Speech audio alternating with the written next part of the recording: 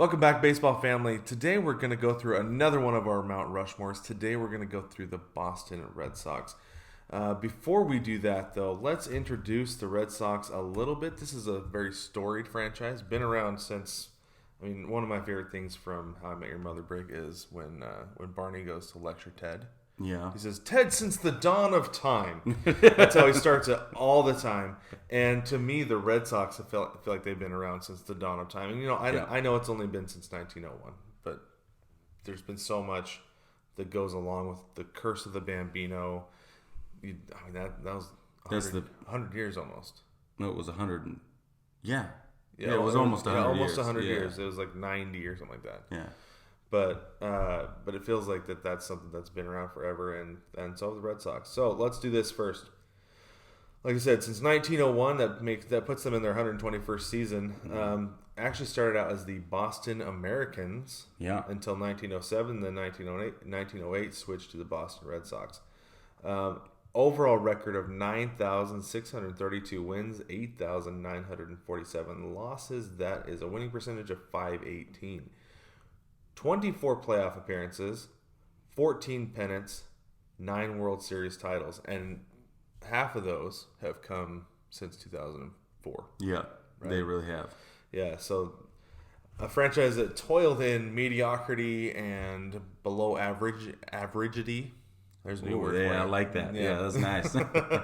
For nearly 100 years has now become incredibly dominant in this century. Absolutely. And I'm waiting for them to make another trade. Maybe the next curse will be the Mookie Betts curse.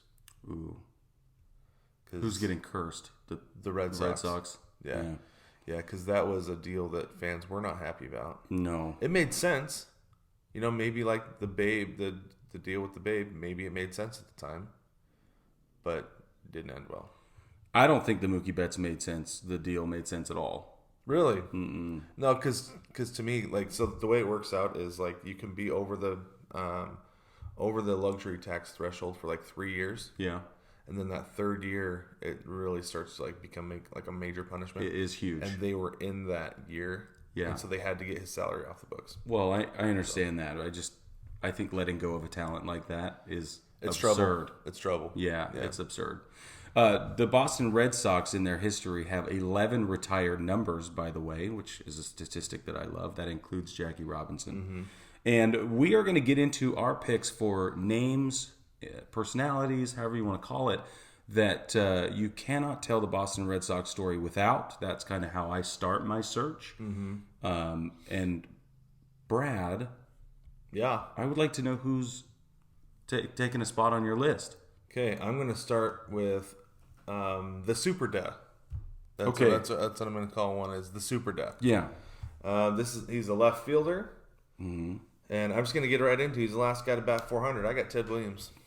Yeah, I got Ted Williams. Yeah, I assumed you would. I thought we'd just get it out of the way. Yeah, you're smart. So Ted Williams is a Hall of Famer, 2-time MVP, 2-time Triple Crown winner, 19-time All-Star, 6-time batting title, 5 times Major League Player of the Year. Wow. And probably will forever hold the title as the last guy to bat 400. Yeah, he probably will. Yeah, I don't see anybody else doing that. Hit 406 in 1941. That's insane. the magic number that is. It's unobtainium is what it is. Yeah, it's a huge deal. Well, and he sits 14th overall in career WAR. That doesn't surprise me. Somebody 14th. who's that great of a hitter. 121.9 is his career WAR. Yeah. So, offensively though, if you take just his offensive WAR, he's 6th of all time. And that makes sense because you know what? He is the all-time leader in on-base percentage. Yeah. 482. And on pace plus slugging. He's in second place. He's right up there at the top. Yeah. Isn't this crazy? We're talking about a guy that you can't tell the baseball story without. Yeah, no, for real. And when I was pretty young when I learned about the significance of 400 and who Ted Williams was. Yeah. And for somebody who, I wasn't even a teenager, I might have been 9 or 10. Yeah. For a 9 or 10-year-old to learn about that and to remember it and be able to understand the significance, because your dad says, so look at this guy right here. Mm-hmm. he's going to get on base. He's batting 325. Right. And it feels like he gets on base every day. That and the DiMaggio 56 game hitting streak. Those are storied. You can't get away from them. Yeah, for sure. Yeah. So this is something that's cool. So not only is Ted Williams an American hero because of baseball, he is literally an American hero because of his military service. He served 3 years in the military during World War II. So like everybody else, just about, he took that time off from baseball. Pretty much, yeah. And then in 1946, he came back and he won the MVP. He slugged .667. .342 batting average, and led the league with a .497 on base percentage. Yep. All the guy did was get on base. All he did was win. All he did was win, no matter what. You're right. Yep. Yep. Ted Williams, a name you cannot escape when talking about the Red Sox, and we're very happy about that. Baseball in general, let's be real. Correct. Well, okay, I'm going to jump into my next one then, since we've overlapped yet again. Of course. I'm going to get into my no-brainer. Okay. We're talking about a designated hitter, first baseman. I know who it is. Do you? Yeah. 6'3", 230 pounds. 10-time All-Star, 3-time World Series champion, 7-time Silver Slugger Award, ALCS MVP, and the World Series Most Valuable Player, David Ortiz. David Ortiz. Yeah, I have Big Papi on my list too. His bigness. Yes. Yeah. Yep. Yeah. 55.3 career WAR, 8,640 at-bats, 2,472 hits, 541 home runs, a career batting average of .286. With a whopping 17 stolen bases. That's quite a bit for a guy that for his size. Bigness. Yeah. And, I wonder how many of those he's on the back end of a double steal. That's right. He's on first base and he's got somebody on second. He's stealing third. He's taking trotting into second. But if that's the case, I'd probably throw down to second and get him out instead of try third base. Right. A little bit of a wild throw, maybe ended up in the under the tarp. Yeah.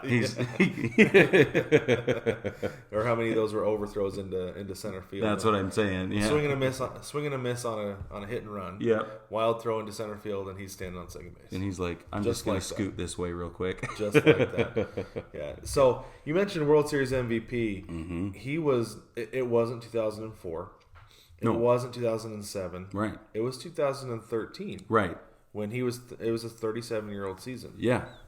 So, and the thing that goes along with that, to me, is that it's not just the fact that he's 37. It's that he was an integral part in 2004.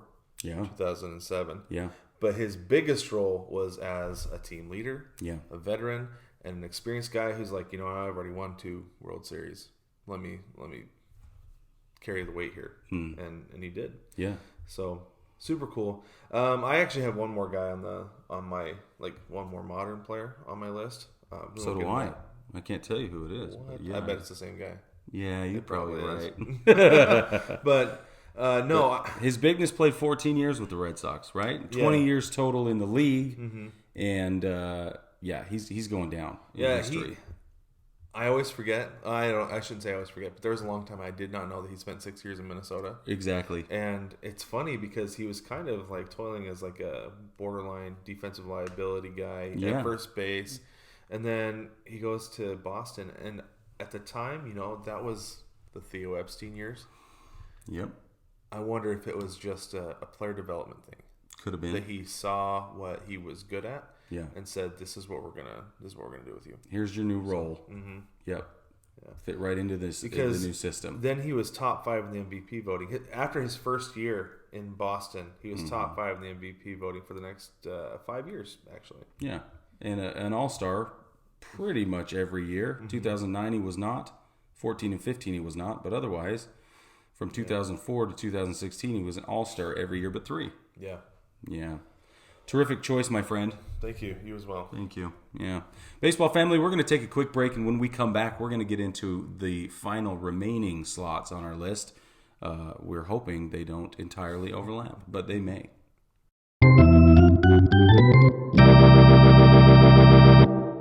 Thanks Thanks for taking a quick break with us, baseball family. We're just going to jump right into the next names on our list for the Boston Red Sox Mount Rushmore.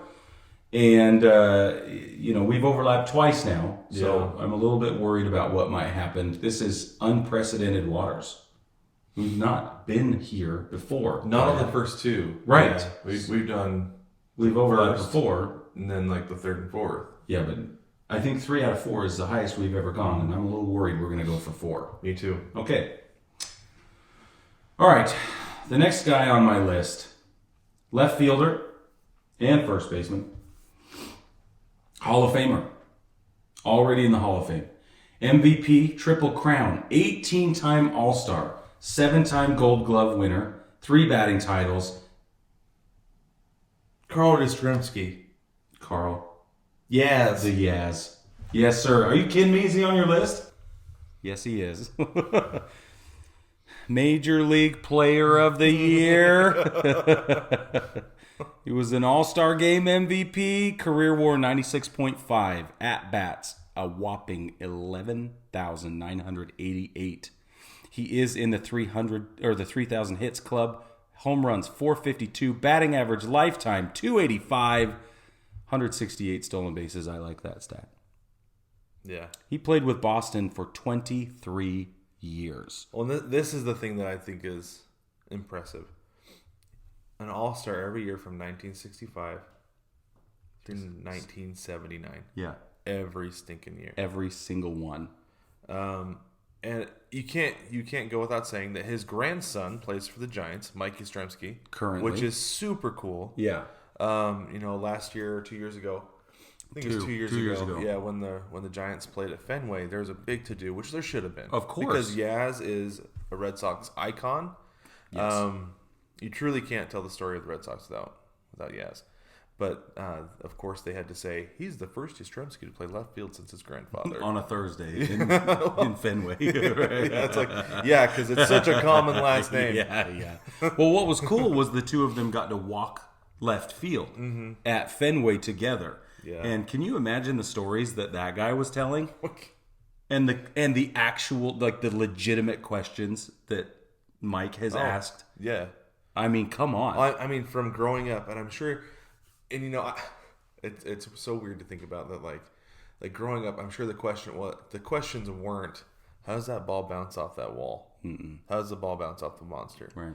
Until that day, yeah, standing there, Grandpa, can you tell me about like if the ball hits there, like how does it carry him? Yeah. Like, how does the ball bounce off the wall? Yeah. Completely different field of questions. And just more about, I'm sure, about the experience, his experience. And I know nothing about this because I'm just speculating strictly. But, yeah, of course. But still, like, that would be a conversation that I would have loved to have ears in. Couldn't you see him saying, all right, there I was, standing there. Here comes Mickey Mantle or whatever. You know what I mean? Like, that would be amazing. Yeah, just absolutely awesome. And it's funny because one of my favorite columnists in the country is Greg Cody with the Miami Herald. Yeah. He's super funny. And he is, like, stuck on Yaz. Yeah. Yeah, like, they ask him, who's the best baseball player ever? Yaz. It's Yaz. Really? Yaz. Just refuses to... He grew up on the Red Sox, and Yaz is his hero. It's always Yaz. It doesn't matter who. Yeah. That's awesome. Yeah. That's super, super cool. Yeah. No, it was fun for me to get to research Yaz a little bit more. Mm-hmm. I mean, he's a name that you come across constantly, but you just don't know, right? Until you really start looking. Like, did you know he's number 2 all-time in games played? I didn't know that, but it makes sense after 23 seasons. Well, look, this is something I thought was cool, and it might be just like the Lifetime Achievement Awards, you know? Of, like, cumulative stuff, yeah. Yeah, that he was an all-star in 1982 and 1983 as well in his 42 and 43-year-old seasons. Yeah. You know, like I said, like Griffey was retired the year his last year, and he was leading he's leading outfielders and vote getters. That's right. You know, yeah. Like, you don't even have to play to be voted to the All-Star game technically. Sure. But he was an all-star 42-43 season, but he still played 119 games his last year at age 43. Yeah, exactly. Which is outstanding. So, and not necessarily as a DH. Right. He's still out in the field. Still out in left field as a 43-year-old man. In Boston. That doesn't happen anymore. That won't happen anymore. Especially somebody in the American League. He would be strictly the DH. That's right. That's exactly right. Career all-time third on the career all-time list for at-bats. And he's plate appearances, which is a little bit of a different statistic. He's got number 2 all-time. Pretty cool. That is cool. I love it.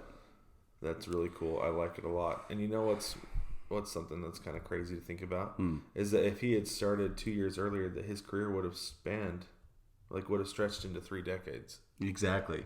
And that's big. That's almost unheard of. We should look that up and see who has.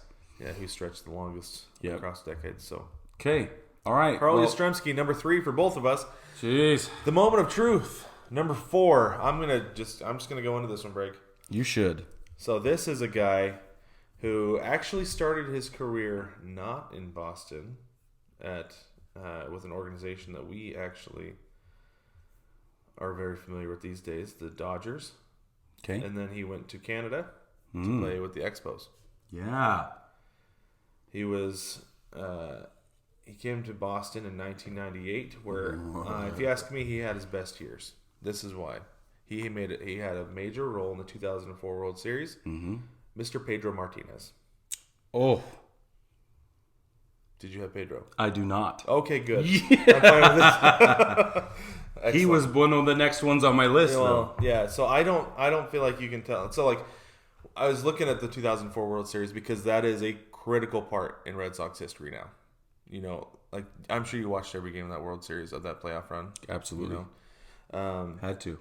I mean, having to get the monkey off the back in the ALCS. Mm-hmm. And not only that, but also overcoming 3-0 against your Yankees. Yeah. So, like, that was, like, the breakthrough. Mad props. You know, I think that alone it's almost like the salt of the shoulder or whatever, like the ritual that broke the curse. Yeah. Because I feel like you have to overcome something major to break a curse like that, and that was it. It was huge. That's what it took. They weren't going to do it any other way. Yeah, it had to be the hardest way possible, right? Yeah, absolutely. And Pedro Martinez, to me, was a major player in that. The other guy I thought about was Curt Schilling, but he was kind of a mercenary. Totally. You know? Yeah. And so I don't feel like he could go on the Mount Rushmore there. But so Pedro Martinez, he is in the Hall of Fame, deservingly so. Yep. 3-time Cy Young Award winner, Triple Crown winner, 8-time All-Star, 2004 World Series champion, 5-time ERA title, All-Star MVP, all at 5'11", 170 pounds. This guy slinging heat at 5'11". I love that. Kids, don't ever let anybody tell you you're too short. Yes.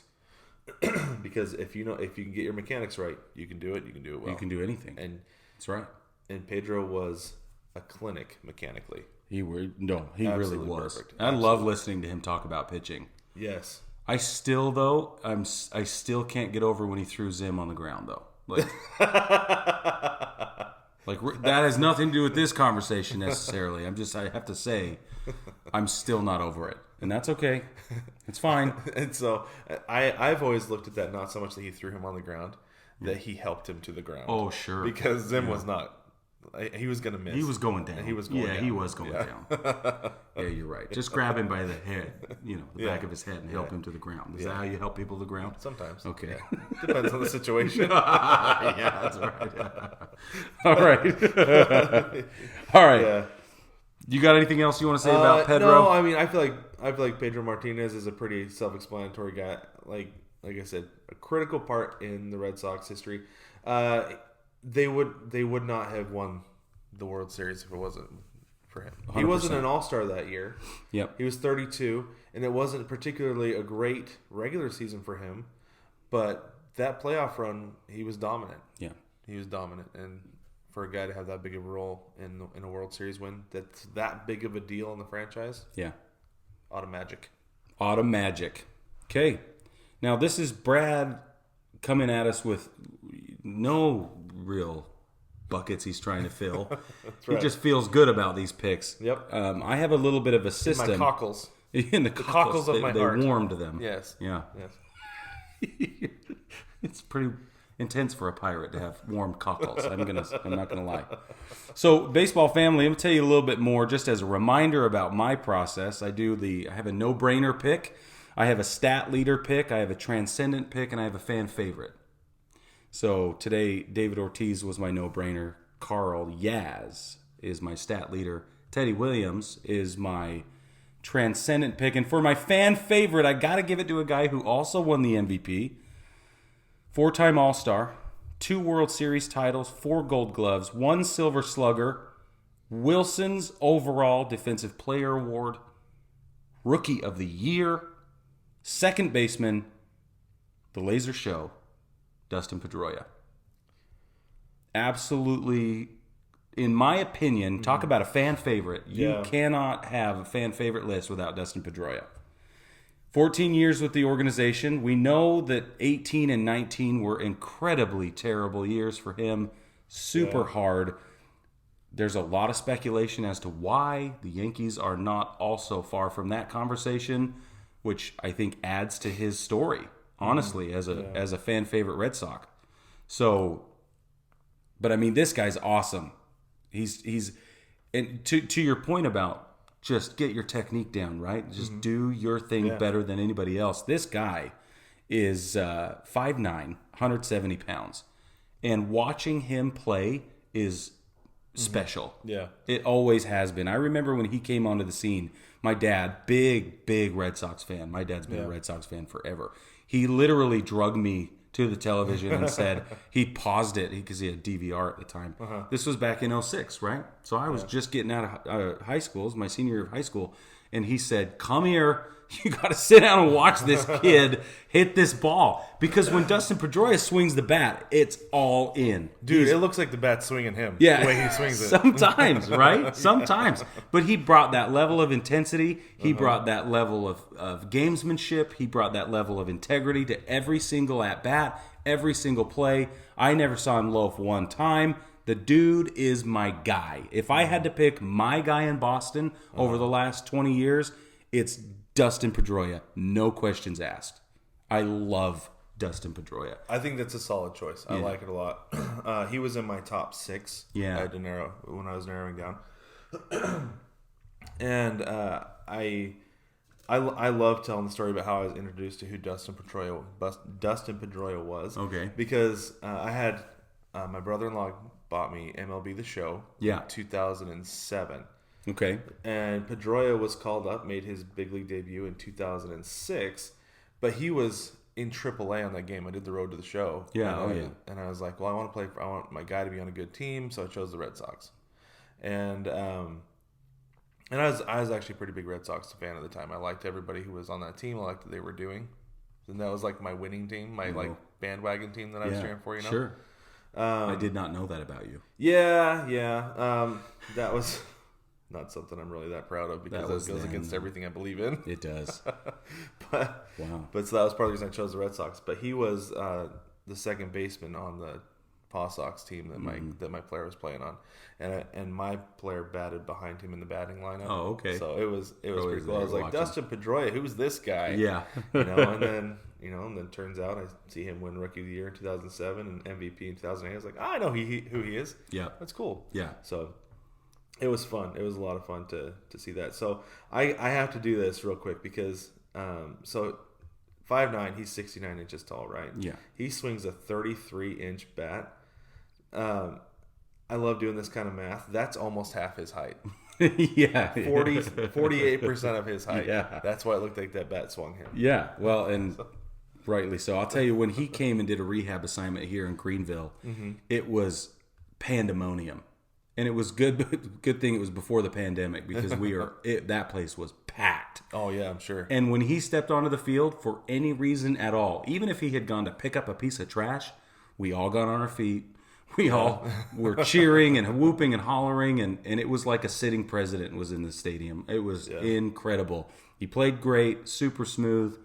I can't imagine sitting in the dugout with him and learning and being mentored just for that couple of games. That would be incredible. Yeah, really cool. That would be a big deal for those guys. Totally. Especially the guys in AAA who have been told, like, well, you're not going to get above this level. Yeah. And for him to be able to say, this is what it takes. If somebody tells you you're too small, yeah, this is what you need to do. How do you play bigger than what you are? And that's that X Factor clubhouse guy stuff that we love to talk about. And for that reason, he's my number 4 on my list. Excellent choice. 14 years with the Boston Red Sox. And I hope that he comes back in a coaching role or something in the front office. I hope he stays with the organization and they continue to get a lot of benefit out of him, because I think he has a lot to give. I think his career ended a little bit early. He was 35, and he had more. Well, it's basically a career-ending injury. It was. I understand that. Yeah. And I wonder if we're going to see him step away for a while, because I'm sure he's not happy about the way it ended. Oh, no. He can't be as a competitor. Totally. If we're going to see him step away from baseball for a little while and then maybe come back after, around the time that he's Hall of Fame eligible. Yeah. Not so much as like a campaign. No, he won't need to. No, I don't think he'll need to campaign. No. But I think more as like okay, I'm ready. And I don't know if he'll get into the Hall of Fame on voting. It's going to depend on who he's up against those years. Yeah, who's on the ballot. But the Culture Club is going to get him in for sure. For sure. And what's crazy is, like, we were looking at the ballot coming up for this year. Yeah. And it's weak. It's really bad. So he might just get in because he's up against a weak field. And see, that's what I'm saying. So I think he'll end up in the Hall. I think it's going to be one of those two scenarios. Yeah. That's what I say. Those are the only two options. Well, but I mean, I know what you mean. Yeah, yeah, you're right. If he doesn't get voted in, the Culture Club will put him in for sure. They will put him in for sure. Yeah. And if he does get voted in, it will likely be because there's a little bit of a weaker class that he's up against. That's it. That's all. I think you're right. But I'm telling you, this is a guy whose story baseball needs, right? And that's why I think the Culture Club is going to lean on putting him in, is because his story is a great baseball story, especially coming out of the steroid era. Yep. Like, he's one of the first he's part of the first generation of post steroid era. That's right. And it's really important for baseball. It is. So I agree with you. Baseball family, let us know what you think. Did we get it right? Did we miss somebody? I'm sure we did. I mean, there was plenty to choose from. 121 seasons? Come on. Yeah. And one thing I was actually shocked about was, like, going through, I was like, well, it's no wonder they didn't win for a long time. Yeah. And it's like them with the Cubs. Same thing. It was because there are a lot of guys who are important to the franchise, played well relative to, like Baseball Reference gives the top 24 players with their according to their WAR for the franchise. They do. And there are guys in there who it's like, he was a pretty good player, but he's not Mount Rushmore material. Like, Nomar Garciaparra is top 24. I was a huge Nomar fan. That's part of the reason I like. Everybody loves Nomar. Yeah, let's be honest. But I would never put him on anybody's Mount Rushmore. I don't think I would either. Same with Wade Boggs. Like, he's great, but is he on the Mount Rushmore? I don't think so. I don't think That's so. personal opinion. But maybe of fried chicken eaters, but not of baseball players. So yeah, that's Bobby Doerr, though, is another great one. Like, he could go on the Mount Rushmore. I don't know. It's tough. Yeah, but let us know what you think. Submit to the mailbag on baseballtogether.com.